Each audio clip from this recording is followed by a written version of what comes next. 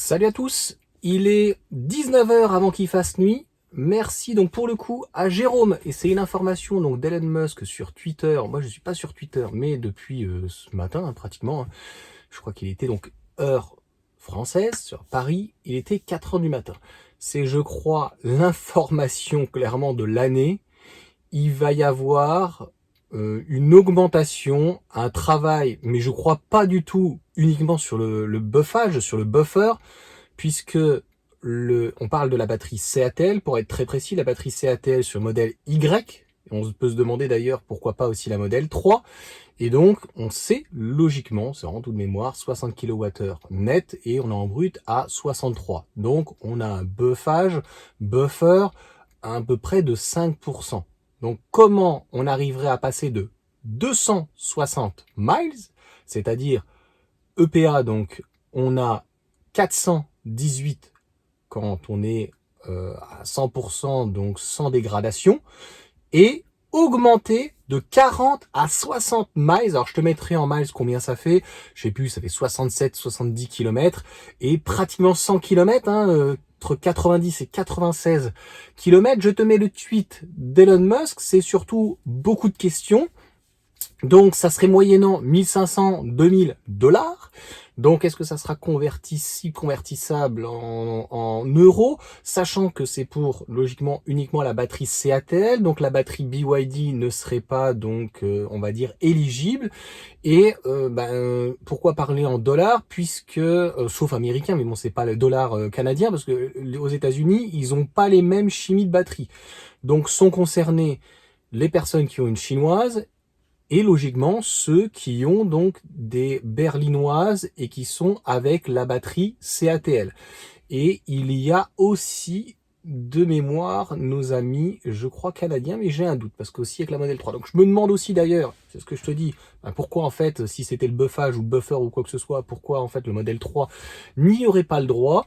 Est-ce que ça vaut le coup de mettre 2000 euros demain, on me dit 2000 euros pour débloquer autant? Non, parce que pour 2000 euros, dans ces cas-là, autant prendre la grande autonomie, très concrètement. Et ça correspondait, concrètement, on est à 455 WLTP, et tu rajoutes 90, on va dire, ça fait 550 km. Donc c'est là où on peut se poser malheureusement la question pour la pauvre grande autonomie. La grande autonomie, qu'est-ce qu'elle apporterait de plus? Une charge plus importante, et puis le fait qu'elle soit en 4 roues motrices. Mais pour beaucoup d'argent quand même, pratiquement 10 000 euros, c'est 7-8 000 encore une fois. C'est un petit peu la valse des prix à chaque fois. Donc franchement, ce qui est certain, c'est qu'il va y avoir très certainement une demande pour récupérer pratiquement 100 km de plus. J'avais mis 20%, mais les gens vont pas comprendre, donc je vais mettre 100 km de plus, 96 ou 98. Donc, est-il pas belle la vie? Donc, qu'on aime ou qu'on n'aime pas Elon Musk est de retour donc à la manœuvre, et c'est une très grosse claque, puisque de toute façon le modèle Y en fait est le best-seller de Tesla, mais le modèle le plus vendu dans le monde, et là c'est la grosse claque. Pareil, je pense que j'en terminerai là-dessus. On ne sait pas s'ils vont changer le WLTP, parce que donc il explique en anglais, je pourrais peut-être te mettre la traduction à l'extrême, mais ils expliquent qu'ils sont en train de voir en fait avec les autorités. Donc dans quel sens ça veut dire? Est-ce que les autorités pour donc upgrader, donc ça veut dire que c'est exactement, donc tu vas dans ton application, c'est exactement comme le boost, et tu payes moyennant une somme. Est-ce que avec des points aussi on pourrait le faire? Je ne sais pas. Et donc ploup, par miracle, tu récupères pratiquement 100 km. Donc, est-ce que ce upgrade, pour le coup, sera, entre guillemets, gratuit pour les modèles Y, propulsion standard, ça commence à faire beaucoup de pronoms, en CATL? Encore une fois, BYD n'est pas du tout mentionné. A priori, selon moi, je ne pense pas. Je veux pas me mouiller, mais il n'y aura plus du tout de cohérence. Parce que si tu rajoutes 100 km, c'est-à-dire à peu près 550 km, j'ai envie de te dire, mais pourquoi avoir fait en fait une grande autonomie avec 600 km? Il n'y a plus de grande différence, si ce n'est, entre guillemets, les performances et le fait d'avoir une batterie NMC, comme je te l'ai déjà dit, avec ses certes inconvénients, mais ses avantages en hiver, et puis ça charge donc le pic, et puis la charge qui est quand même beaucoup plus intéressante. En tout cas, 60 kWh faire ce tour de magie. Si tu as des infos plus Il y a Electric Viking pour le coup qui en a parlé, mais j'ai regardé vraiment en 3 secondes la vidéo. C'est Jérôme qui m'a donné l'information. Il m'a dit Electric Viking en a parlé. J'ai regardé vite fait, mais lui non plus, il n'a pas la science infuse. Donc je ne sais pas comment ils font. Je tiens juste à rappeler, et ça sera vraiment un petit bonus, c'est que le Mackie, par exemple, il avait un gros buffer. Je ne sais plus, j'ai plus en tête, mais en gros, c'était, mettons, un 68 kWh net ou 71, et il y avait 77 kWh brut.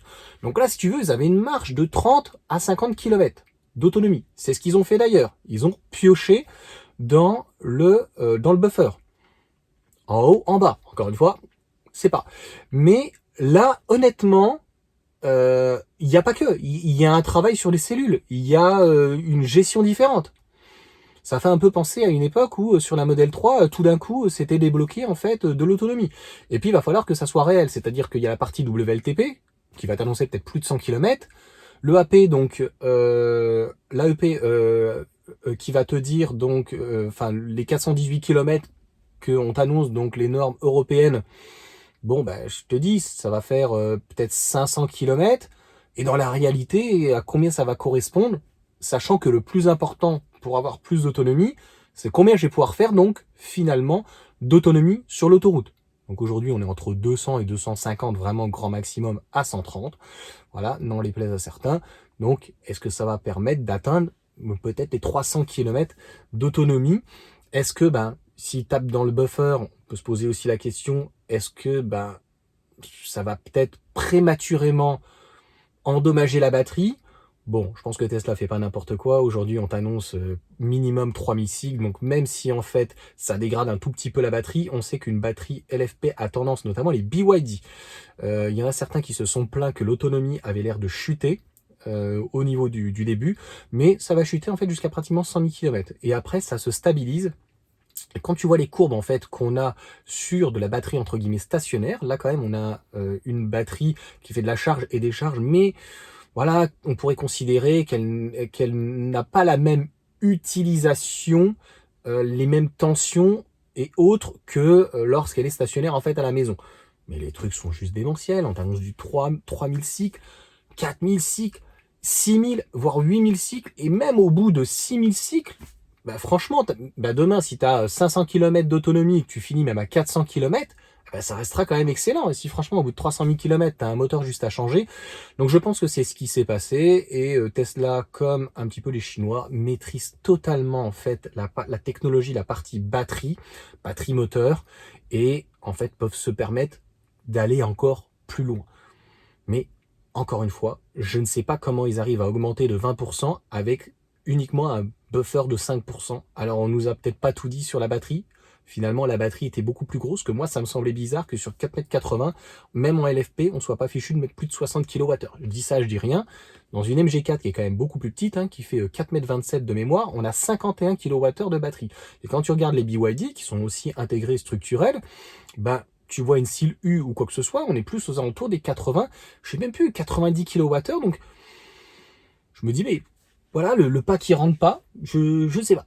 Donc, voilà, dis-moi donc en tout cas, c'est la nouvelle, c'est l'information, franchement, de l'année. Est-ce que maintenant, aller mettre 1000 à 1500 euros pour récupérer autant d'autonomie, est-ce que voilà, ça va pas dégrader la batterie? Ça, ich weiß nicht. Allez, sur ce, tchuss!